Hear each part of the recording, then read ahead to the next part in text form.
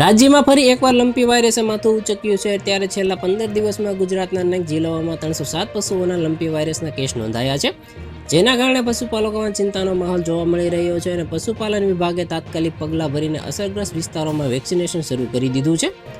પશુપાલન વિભાગના આંકડા મુજબ છેલ્લા 15 દિવસમાં રાજ્યભરમાં કુલ 307 પશુઓ લંપી વાયરસથી સંક્રમિત થયા છે. આ આંકડો સૂચવે છે કે વાયરસ ઝડપથી ફેલાઈ રહ્યો છે અને તેના પર અંકુશ મેળવવો અત્યંત જરૂરી છે. લંપી વાયરસના કેસ માત્ર 1-2 જિલ્લા પૂરતા સીમિત નથી, પરંતુ રાજ્યના અનેક વિસ્તારોમાં ફેલાયા છે. તાપી, નવસારી, સુરત, સાબરકાંઠા, મોરબી, દ્વારકા જેવા જિલ્લાઓમાં આ વાયરસ નોંધાયો છે. આ જિલ્લાઓમાં પશુપાલકોને ખાસ સાવચેતી રાખવા અને તુરંત જ પશુઓને વેક્સિન અપાવવા માટે અપીલ કરવામાં આવી રહી છે.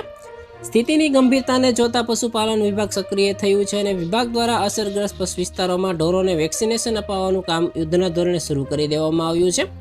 આ ઉપરાંત પશુઓમાં રોગના લક્ષણો દેખાય તો તુરંત જ પશુ ચિકિત્સાલયનો સંપર્ક કરવા અને અન્ય પશુઓથી તેને અલગ રાખવા જેવી સલાહો આપવામાં આવી રહી છે. તો આના વિશે તમારું શું કહેવું છે, કોમેન્ટમાં જરૂર જણાવજો. આવા જ વિડીયો માટે અમારી ચેનલ સાથે જોડાયેલા રહો.